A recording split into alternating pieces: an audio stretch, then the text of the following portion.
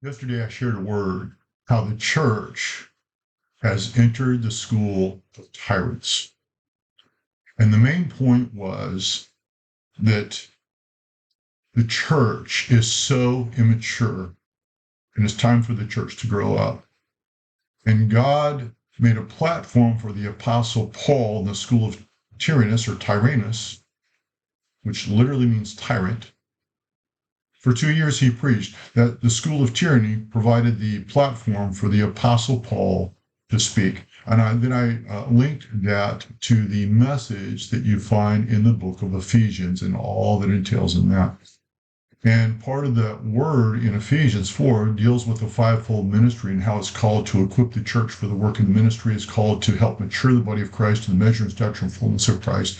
And how God gave specifically apostles and prophets to help them in that spiritual war. That's the foundation which the church is built upon. And God chose through the church to show the manifold wisdom of God, principalities and powers in heavenly places. And so I was highlighting that. And then it also says in chapter 4 how these gifts were given to help equip the church to deal with men's deceitful plotting and the cunning craftiness of men. And what I would submit to you, there's been things happening in our civil government for a long time that has been corrupt and wrong. And what happened in this last election with President Trump is so many of the people in America rose up and said they're tired of the corruption, they wanted it addressed.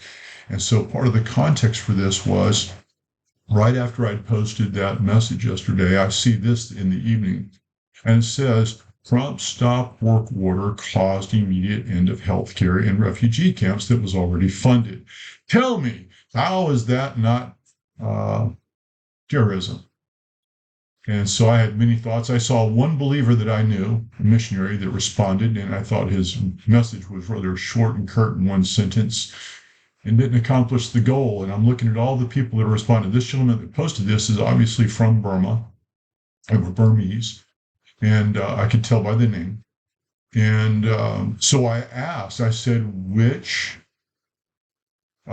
refugee camps are you referring to? I assumed, but I didn't know. And he responded telling me, well, the ones in Burma and also Thailand.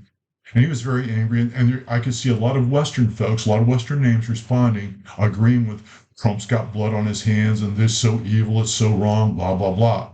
Now, I would show you the whole response. In fact, I was going to share with you my response because my response was based upon truth, and it was also included actual links from the actual decision. And my point was to illustrate this post right here.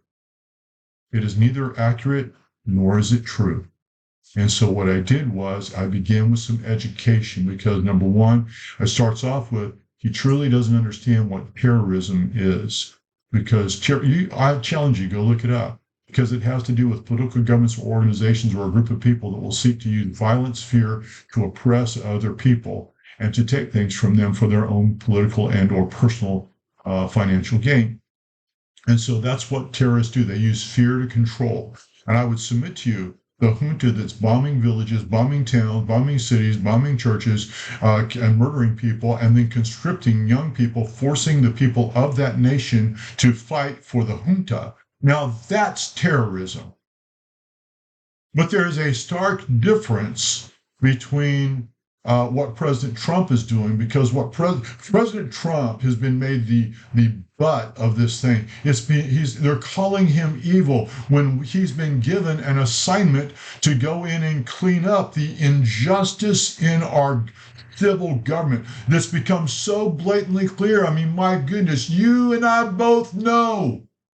They've been skimming money, certain politicians and people like that. They've been taking advantage of the system to make themselves wealthy. And then in addition to that, there's all these other nefarious actors through the world who enrich themselves. And I submit, it's nothing new. It's been going on for a long time. I mean, my goodness, look what happened. How did Yasser Arafat decades ago become so wealthy? He skimmed the aid. And so what I did was I began to educate this person and the people on the post. That's why I responded, because typically I don't respond to stuff like this. But I did this when I thought it was a good object lesson. In fact, I thought it'd be the first lesson in the School of Tyrants. That's what I was thinking. And I highlighted how there is a stark difference between love and the love of God. Because you see, you cannot have true mercy unless there's also true justice. And right now, I highlighted how it is not compassion, it is not love to give aid or resources using somebody else's resources without their permission. It's typically a personal decision. It's not just right or anything like that to overspend your budget. And our civil government's been doing that for a long time. They've been misusing monies. I mean, for example, we could go to the Ukraine, Burisma, for example, and you can look at the Bidens and their family and see how wealthy they got. And while they haven't proven anything yet specifically yet, it's just like the Clinton Foundation. You know they were using those monies nefariously. And you know there was skims and kickbacks and everything like that. And you can see the corruption. You can see how people enter a political office and then begin to become wealthy on a relatively modest salary compared to the wealth that's gleaned over time. And I won't go into all of that, but I wanted to highlight the truth. And the church needs to mature. And so my point in was trying to educate this person how, number one, it's not compassion to give what is not yours. In other words, using other people's resources and monies. That's actually theft. What our government was doing was they were stealing from the taxpayers and using it in places for their own personal benefit. And so, in addition to that, there's all these things about the media, the truth, what's really going on.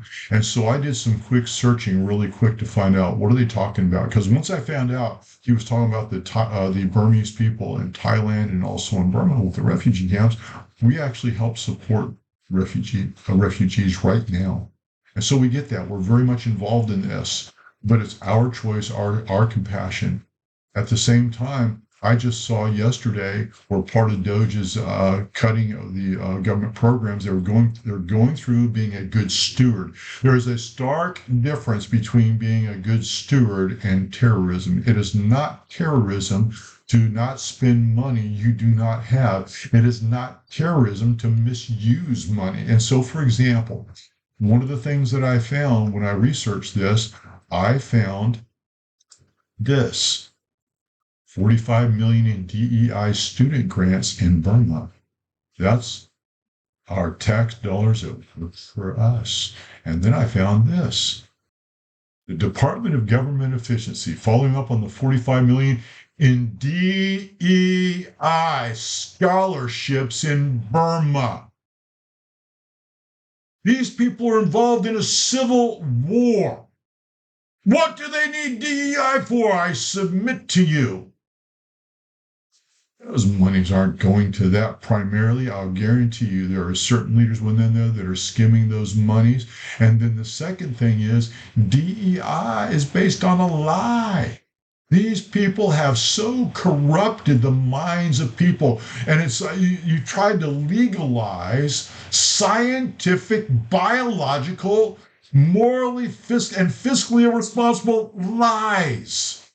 If you practice DEI, the Bible teaches us that practice is literally the whole transgender thing, the whole men with men and women with, it's called an abomination because abominations are actions that will literally destroy a society.